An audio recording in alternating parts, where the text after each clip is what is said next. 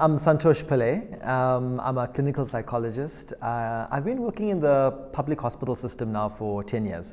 So I consider myself a kind of young emerging scholar in the field.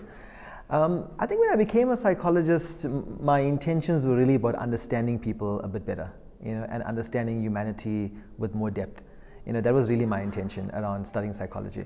And so I've kind of committed myself to working in the public health system, so that's where I find myself. My daily space is walking into King Dinizulu Hospital Complex, formerly named after King George V, so even that space is an interesting space where different kind of histories meet.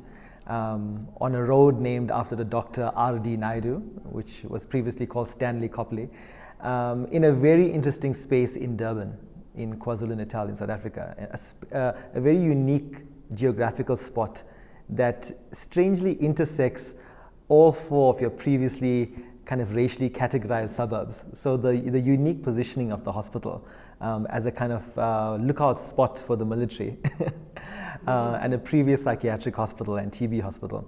So I find myself on a day-to-day basis coordinating district hospital services. So essentially it's a hospital that people can walk into and get seen by a psychologist, and unfortunately they're stuck with me. So that's my day-to-day. I'm also linked to the University of KwaZulu-Natal through the Department of Psychiatry at the Nelson R. Mandela School of Medicine as an honorary clinical fellow. And in my spare time, I'm desperately trying to think through a PhD. But I won't even talk about that because my thinking about that is evolving and changing all the time to the point that I think is actually taking much too long to actually get done. So that's who I am. My thinking is very influenced by some critical text that I read throughout my own studies. So the one that comes to mind is the critical psychology textbook edited by Derek Cook. There was quite a pivotal text in my own learning. And strangely, I read it after I'd done my undergrad, and I was just offered to do a short lecturing gig. And that happened to be the course that I landed with. Interestingly, and perhaps synchronistically, a course that was traditionally taught by Professor Nhlanhla Mkhize. And it just so happened that he'd got promoted to the dean, and a slot was available to lecture, and I was given this textbook to lecture from. And I looked at this textbook and I thought, I'd never done this module as an undergrad student, so it might be a challenge. And then I started reading it to get a sense of what this course is about, and I thought, why on earth did I not do this course? Because as I started to understand some of the Fanonian concepts, the Marxist concepts, some of the Biko's concepts, and some of the history around psychology in that specific textbook, it actually gave me a language for some of the things I've been thinking about, but actually didn't have a vocabulary for. So I would actually locate that text, that specific textbook, as quite pivotal in my own thinking, in terms of giving me a psychological vocab to start expressing some of the things that I'd always thought about. And so my work then in a public hospital sector has forced me to think about poverty in a different kind of way. Because I think often as theorists or as the intelligentsia, we think about poverty in a very materialist way. But every day I have someone sitting and crying in front of me, every single day of my life.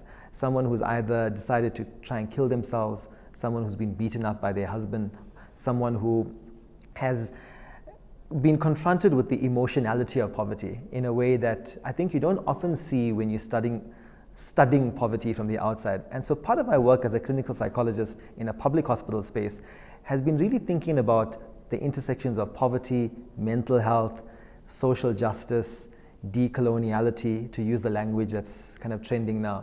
And then perhaps in a grander scheme, the role of psychology in society. So for me, that is like my fundamental orienting question. What is the role of psychology in society? Because I find it wholly inadequate that society only gets to me when they are beaten, broken, and literally on the brink of death.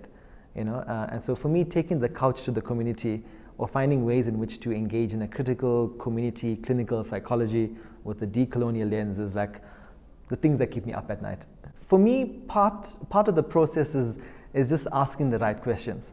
So part of my frustration, I suppose, with what I think is a colonial way of doing psychology is that we've zombified psychology in a way, where people are not even asking the right kind of questions to make it a kind of like living, breathing psychology that actually matters to people.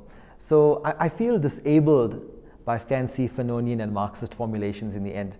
So while that kind of language excites me at a theoretical point of view, when I have the lady sitting in front of me who is now homeless, has been beaten, and wants to commit suicide, I don't know what to do as a psychologist. I can't implement cognitive behavior therapy. It will be absurd to psychoanalyze the sources of her pain. And even your postmodernist frameworks just feel wholly inadequate. So for me, there's a missing link somewhere around what we are supposed to do as psychology professionals and what's actually needed of us in society.